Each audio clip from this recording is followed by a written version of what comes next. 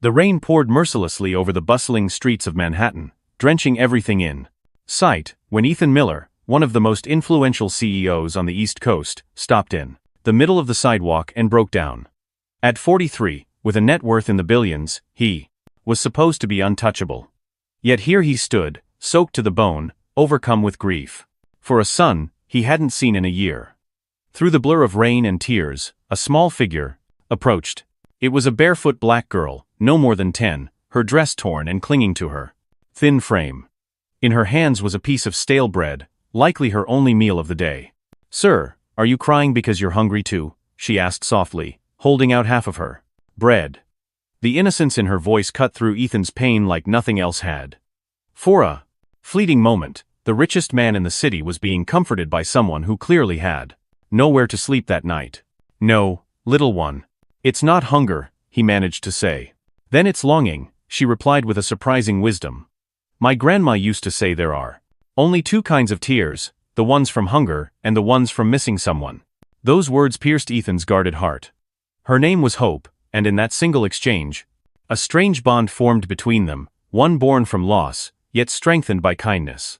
Hope didn't just share bread that day, she gave Ethan something far more valuable, a reminder that even in the harshest storms, compassion can still find its way into a broken heart.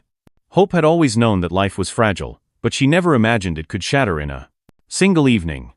6 months earlier, she'd still had a mother, a tiny one-bedroom apartment, and the warm smell of fresh laundry clinging to her mother's cleaning uniform. Her mother, Angela Brooks, was a janitorial contractor in one of Manhattan's sleekest skyscrapers, the kind of building where people in tailored suits rushed past, without ever meeting her eyes.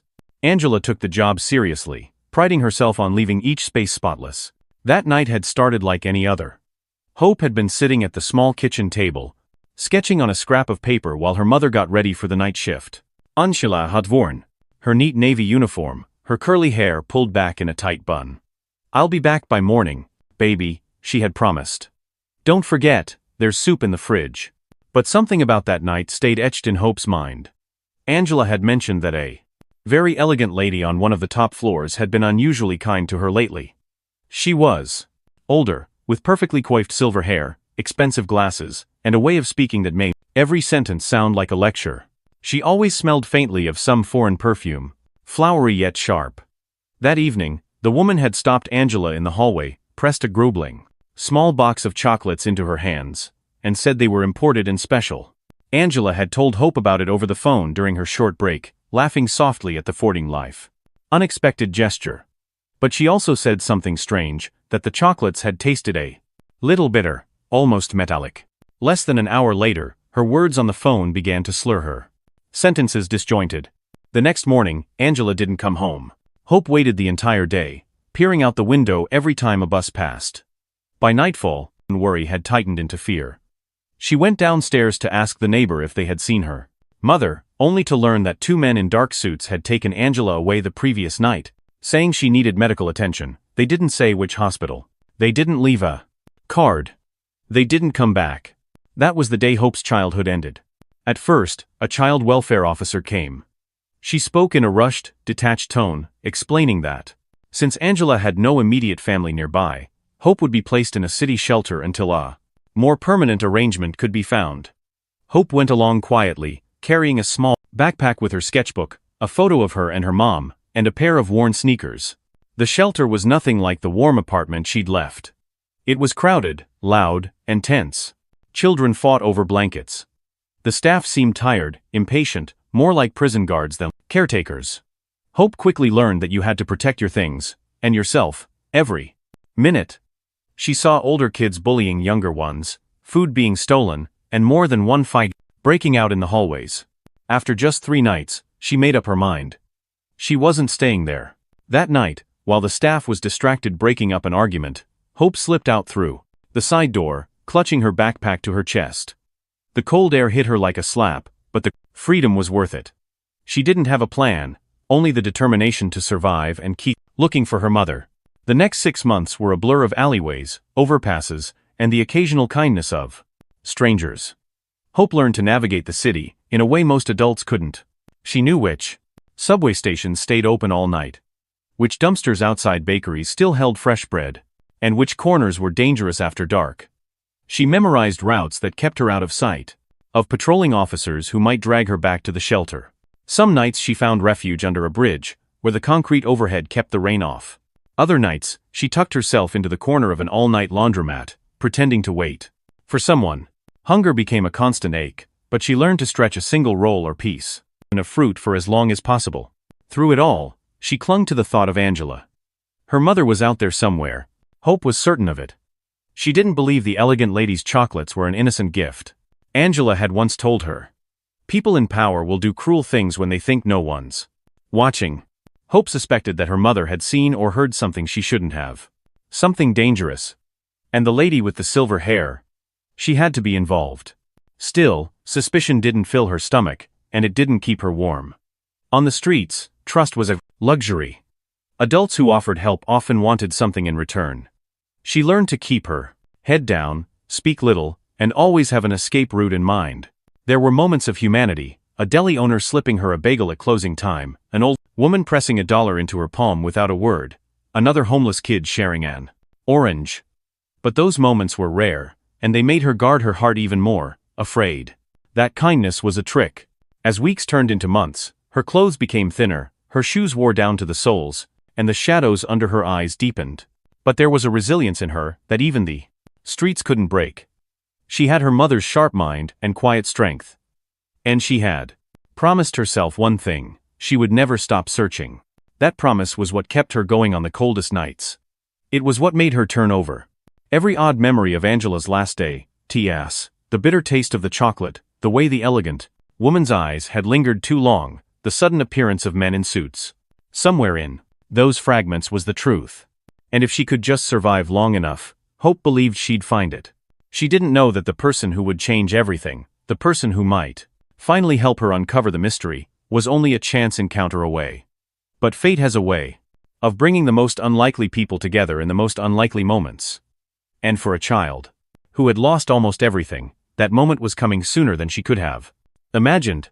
Ethan Miller listened intently as the little girl across the table finished her story, her voice quiet but steady. She was wearing one of his oversized bathrobes now, her hair clean for the plies. First time in months, her cheeks no longer streaked with dirt.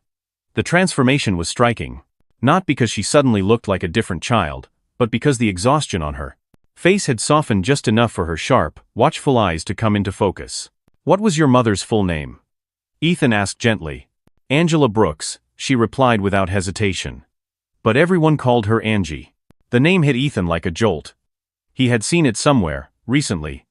During quarterly executive meetings, he reviewed reports of every contractor who worked in his building. That name had been in one of those lists, he was sure of it. He leaned forward. "Do you remember what floor she worked on?" Hope frowned, as if searching her memory. She always said it was way up high, where important people met.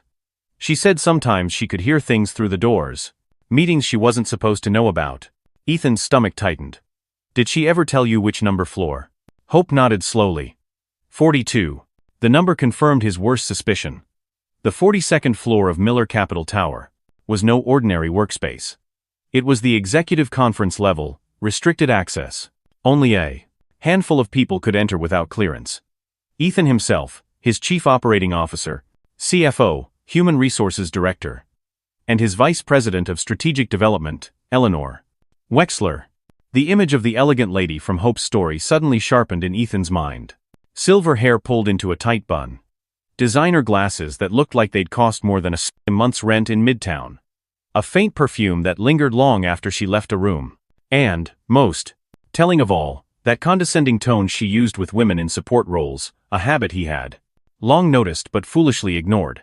It was Eleanor.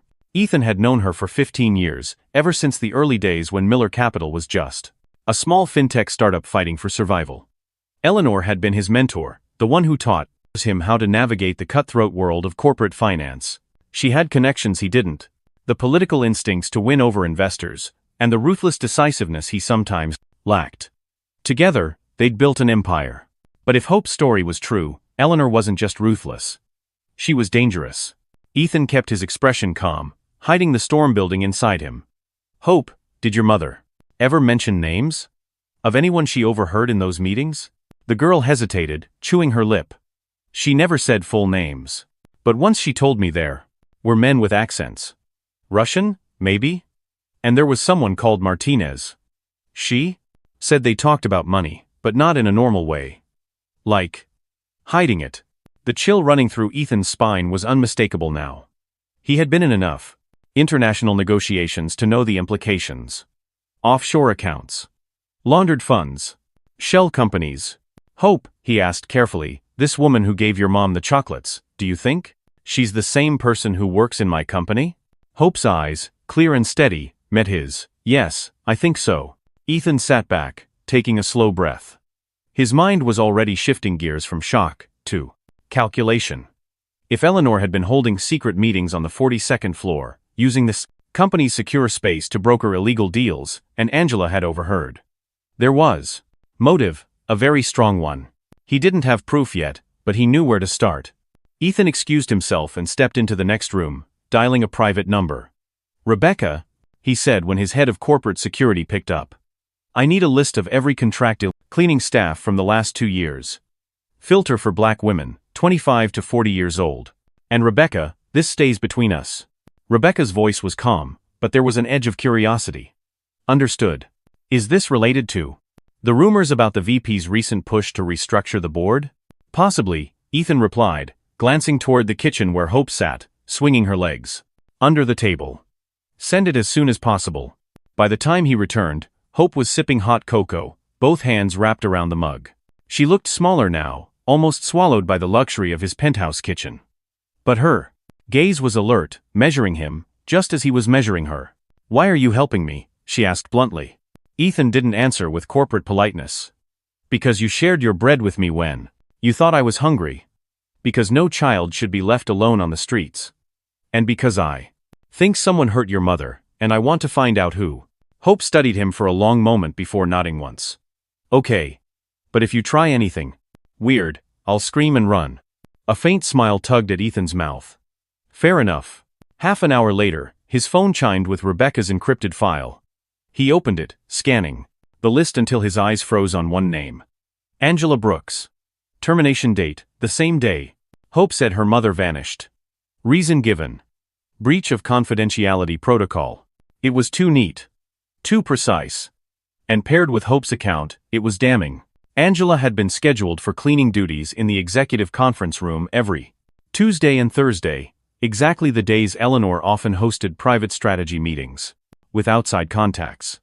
If Angela had overheard incriminating conversations, and Eleanor found out, the chocolates made perfect sense. Ethan's pulse quickened. This wasn't just an HR issue, it was criminal. Hope, he said quietly, I think your mom saw something she wasn't supposed to see. And I think the woman with the silver hair made sure she couldn't talk about it.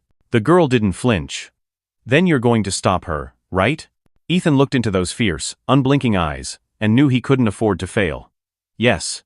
But we need to be careful. People like her. They make others disappear. The flicker of recognition in Hope's face told him she understood more than most 10-year-olds ever should. She leaned forward, lowering her voice, as if the walls themselves might be listening.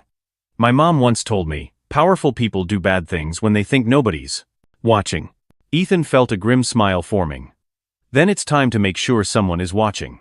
That night, long after Hope had gone to bed in the guest room, Ethan sat in his study, staring out over the city lights. He thought about Eleanor, the board meetings, the private strategy sessions, the subtle shifts in her behavior over the past year. 3 months ago, she had started pressuring him to sell his majority stake in Miller Capital, urging him to professionalize management by bringing in institutional investors. He had refused, suspecting a power grab. But now, with Hope's story, the threads connected in a way that made his chest tighten. This wasn't just about corporate control. This was about covering up something much darker. In the quiet of his penthouse, Ethan began drafting a plan. Not just to confront Eleanor, but to B0B0 way. Expose her. He would need airtight evidence, financial records, communications, witness testimony. And he would need to protect Hope, because the moment Eleanor realized the girl was with him, she'd see her as a threat. He reached for his phone again, typing a message to Rebecca. We're looking at more than internal misconduct. Possible criminal conspiracy. Prepare discreet surveillance on VP. Wexler's activities effective immediately. As he hit send, Ethan glanced toward the hallway, where Hope's small shadow moved past the light spilling from the guest room. She paused, as if sensing his gaze, then continued on. It struck him then, this wasn't a random encounter in the rain. It was a turning point. And the girl who had offered him half her bread might be holding the key to dismantling one of the restaurants' most dangerous schemes he had ever faced. The storm outside had quieted into a steady drizzle by the time Hope spoke up again. Ethan and Rebecca had just finished discussing corporate security measures over a late dinner when the girl, who had been sitting quietly with a puzzle, lifted her head. "Mr. Ethan," she said slowly, "I think I know where to find something important about my mom." Ethan and Rebecca both turned to her, their attention immediate. "What do you mean?" Ethan asked. Hope hesitated, her gaze flicking between them. "My mom. She wrote things down," she said. "When you hear stuff you're not supposed to, you have to keep it somewhere safe so you don't forget. She had this little notebook she'd kept hidden under our mattress." Ethan felt his heartbeat quicken. "Do you know where it is now?" Hope nodded. "When the men came for her, I grabbed some of my things before they tried to take me to the shelter. I kept the notebook in my backpack. I didn't carry it with me every day. I hid it somewhere I thought nobody would find." Rebecca leaned forward. "Can you take us there?" The girl nodded again, this time with a seriousness beyond her years. "But we have to go when it's not busy. People watch, and if they see you're looking for something, they'll follow." Ethan met Rebecca's eyes. This child wasn't just surviving, she was thinking tactically. The next afternoon, Hope led them across the city. They took side streets, ducked into subway stations only to exit on different platforms, and doubled back twice. Rebecca, who had spent years in the FBI tailing suspects, recognized the skill. Hope had learned to move unseen. Eventually, they arrived at a boarded-up entrance to an abandoned subway tunnel. The air inside was damp and smelled faintly of rust. Hope led them to a section of wall where a loose grate hid a small hollow. Reaching inside, she pulled out a battered backpack. Inside, neatly wrapped in a faded scarf, was a black, hardcover notebook. Ethan took it with a care usually reserved for priceless artifacts. The pages were filled with Angela Brooks's neat, slanted handwriting, dates, times, snippets of dialogue. Rebecca crouched beside him, scanning the first few entries. The 23rd of October, Miss So. Wexler met with men with Russian accents. Discussed moving $50 million into offshore accounts via shell companies. Mentioned laundering process through 3 fronts. Ethan's jaw tightened. Rebecca turned the page. The 15th of November, phone argument with someone named Martinez. She said, "If you don't cooperate, accidents happen to people who talk too much." They exchanged a glance. This was no longer just about a missing employee. This was international money laundering, threats to potential witnesses, and criminal intimidation. Then came the entry that made Ethan's blood run cold. The 15th of January, Miss Wexler found out I've been listening to her meetings. Offered me chocolates. Said they were imported and special. Tasted strange, bitter. Feeling dizzy. If anything happens to me, Hope is staying with the neighbor. Please, someone take care of my crossed little girl. The air seemed to grow heavier around them. Rebecca exhaled slowly. She knew, she said. She knew something was going to happen to her. Ethan closed the notebook, holding it like a lifeline. This is it. This is the evidence we needed. Back at Ethan's apartment, they spread the notebook out on the table, photographing every page, scanning it into an encrypted file. Rebecca's trained eye caught more than just the big entries, subtle notes about meeting patterns, names mentioned only once, and references to locations that could be linked to offshore banking hubs. This isn't just Eleanor operating alone, Rebecca concluded. She's tied to a network. And if your VP has been using the company's executive floor to coordinate, your entire infrastructure could be compromised. Ethan's mind raced. The stakes were higher than he'd imagined. It wasn't just about saving Angela, it was about dismantling an operation that could take down his entire company if left unchecked. They spent hours mapping connections. Each entry in Angela's notebook became a node in a growing web. Offshore accounts in the Cayman Islands. Shell corporations in Eastern Europe. Meetings with unnamed consultants who matched descriptions of known operatives in federal databases. One entry even noted a photograph Angela had glimpsed, a bank statement Eleanor had shown to a man in a gray suit. The account number traced to an entity already flagged in an 20-case, unrelated federal investigation. By the time they finished, Rebecca's voice was firm. "We need to get this to the FBI. But if we go too early, she'll smell it and run. We need her cornered with no escape route." Ethan nodded. "And in the meantime, Hope stays here under protection. If Eleanor even suspects she's with me." He didn't finish the thought. Hope, sitting at the end of the table, had been quietly absorbing every word. "You're going to get her back, right? My mom?" Ethan looked at her, his expression steady. "Yes. We are. And when we do, she'll know you're the reason she's safe." For the next 3 days, Ethan operated with surgical precision. While Eleanor believed she still had him under subtle pressure to consider her restructuring plan, he was building a case that could destroy her career and her freedom. Rebecca installed discreet monitoring software on company systems, capturing every email Eleanor sent, every phone call she made from corporate devices, every login to secure servers.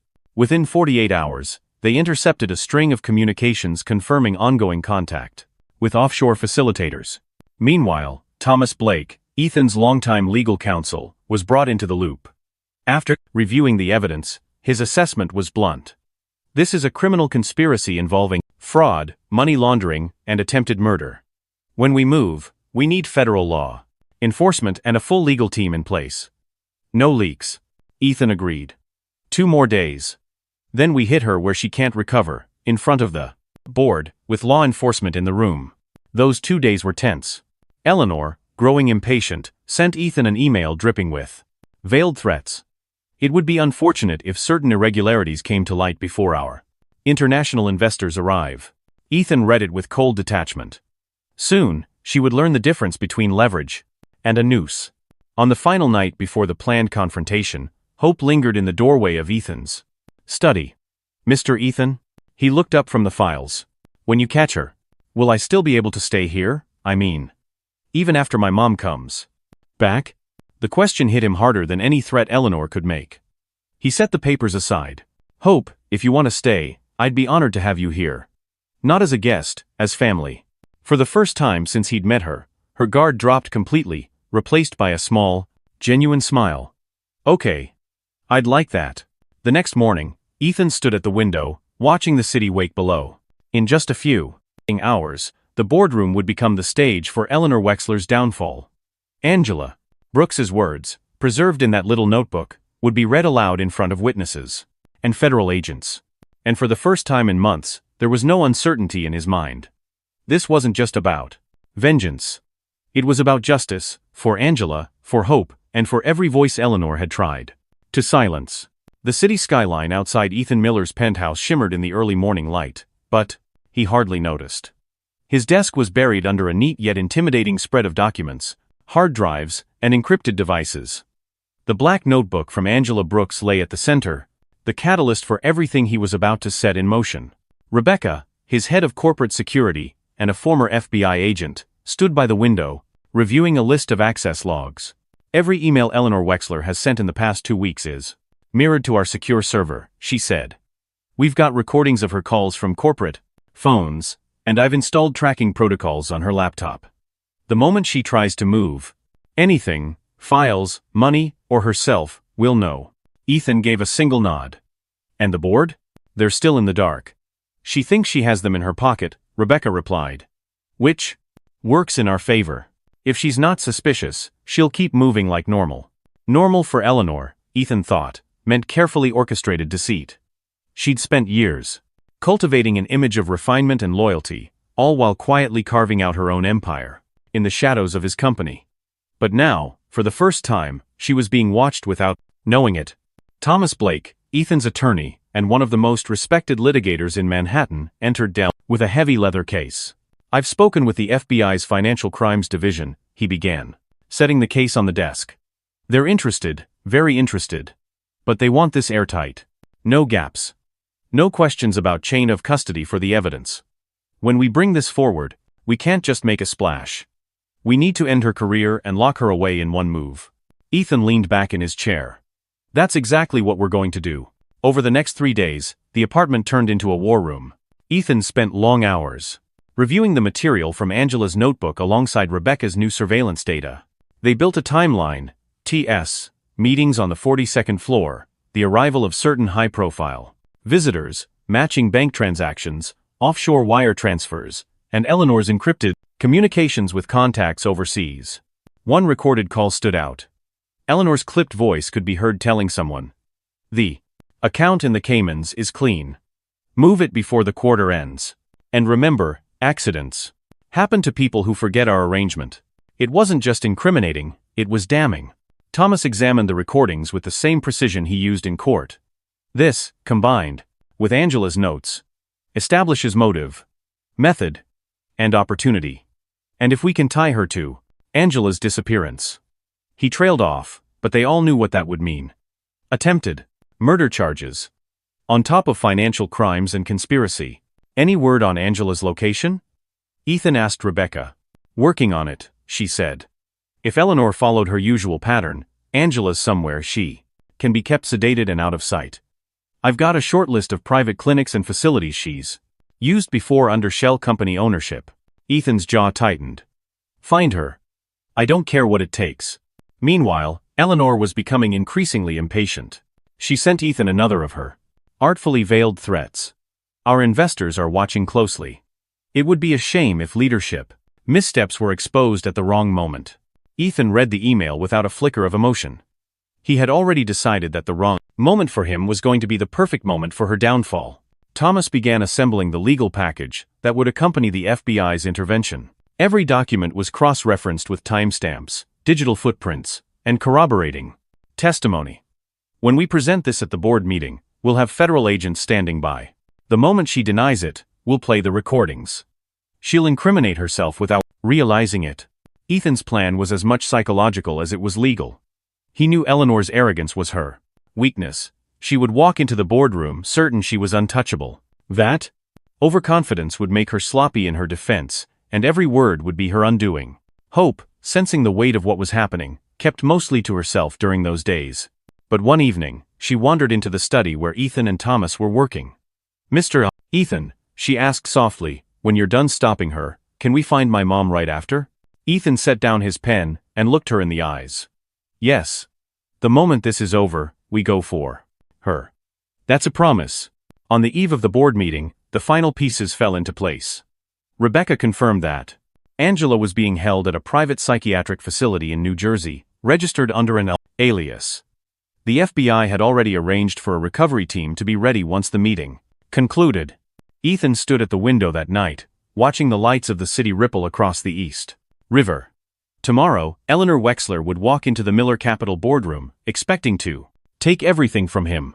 Instead, she would lose everything she had built: power, wealth, freedom. He thought of Angela, sedated and hidden away for months, and of Hope, who had survived half a year on the streets without surrendering her courage. This wasn't just a corporate battle. It was personal. And tomorrow, justice would have a face, his. The boardroom on the 42nd floor gleamed with polished wood and glass, its panoramic view of Manhattan a reminder of the empire Ethan Miller had built. But on this morning, the air inside was thick with anticipation and the scent of an impending storm. Eleanor Wexler swept into the room at precisely 10 a.m., her silver hair pulled into its signature bun, a leather briefcase in hand. She moved with the confidence of someone who believed she had already won. "Ladies and gentlemen," she began, placing her briefcase on the table. "I've called this emergency meeting to address the deteriorating state of leadership at Miller Capital. Recent decisions have jeopardized our relationships with international investors, and I believe it's time we discuss new leadership." The other board members exchanged uncertain glances. Ethan sat at the far end of the table, calm, hands folded, watching her with a steady gaze. Eleanor continued, sliding a stack of documents toward the center. "Here, you'll find evidence. 2 of questionable transactions. Authorized under Mr. Miller's direction. If we are to protect the future of this company, we must act now." Ethan rose slowly, his voice measured. "Interesting, Eleanor. While we're discussing questionable transactions, perhaps the board would also be interested in your meetings with members of a Russian syndicate, your offshore accounts, and your role in the disappearance of Angela Brooks." The color drained from Eleanor's face. "This is absurd." Ethan gestured to Thomas Blake, his attorney, who tapped a control on the projector. The screen behind them flickered to life, displaying the first page of Angela's black notebook. The handwriting was clear, meticulous, damning. The 23rd of October, Ethan read aloud, Miss Wexler met with men with Russian accents. Discussed moving $50 million into offshore accounts through shell companies. The 15th of November, argued with Martinez, said accidents happen to people who talk too much. The 15th of January, gave me chocolates that tasted bitter. Feeling dizzy. If anything happens to me, my daughter, Hope, is staying with the neighbor. The boardroom fell silent except for the sound of Ethan turning the page. Eleanor gripped the edge of the table. Anyone can write that. It proves nothing. Thomas's voice was almost gentle. Which is why we also brought the recordings. Rebecca, standing by the wall, activated the audio file. Eleanor's unmistakable voice filled the room, cool and calculating. The account in the Caymans is clean. Move it before the quarter ends. And remember, accidents happen to people who forget our arrangement. Gasps echoed around the table. Eleanor shot to her feet. How dare you? You dared first, Ethan cut in, his tone icy. You poisoned Angela Brooks because she overheard your criminal dealings. You had her committed under a false name. You tried to intimidate me into selling my majority stake so you could continue using Miller Capital as a front for international money laundering. At that moment, the double doors swung open. 2 FBI agents stepped inside, their presence like a sudden drop in temperature. One of them spoke clearly. Eleanor Wexler, you are under arrest for conspiracy, international money laundering, attempted murder, and kidnapping of a blank minor. The room erupted in shocked murmurs as the agents moved forward. Eleanor tried to back away, her polished composure cracking into desperation. Ethan, you can't do this. I made you. You'd be nothing without me. Ethan met her gaze without flinching. You taught me a lot, Eleanor. Including how to recognize someone who thinks they're untouchable. You were wrong. The click of handcuffs echoed in the stunned silence. Eleanor was led out, still shouting about her innocence, but her words carried no weight now. Ethan turned back to the board. I apologize for allowing this corruption to take root. Effective immediately, Miller Capital will undergo a full audit, and we will implement new safeguards to ensure nothing like this ever happens again. Rebecca stepped forward with a final folder. For the record, we've also located Miss Brooks. She's alive, and will be reunited with her daughter today. For the first time in weeks, Ethan allowed himself a small smile. The fight was far from over. There would be trials, headlines, and fallout, but the most dangerous player had just been removed from the board. And for Hope, and for Angela, justice had finally arrived. 3 months after the boardroom showdown, the world around Ethan Miller looked completely different. Angela Brooks was no longer a missing name in a notebook. She was alive, free from the private psychiatric clinic where she had been held, and fully recovered from months of forced sedation. In the garden of Ethan's penthouse, she laughed with her daughter, Hope, the two of them inseparable as they made up for every lost moment. Ethan had kept his promise. He'd made Hope part of his family, not as a temporary guardian, but as her adoptive father. Soon, she would meet Michael, Ethan's own son, and the two would grow up as siblings, proof that family can be built from love, not just blood. Meanwhile, Miller Capital thrived under its new era of transparency, doubling in value and earning respect worldwide. Eleanor Wexler, once the untouchable vice president, now faced 25 years in federal prison, stripped of her fortune and influence.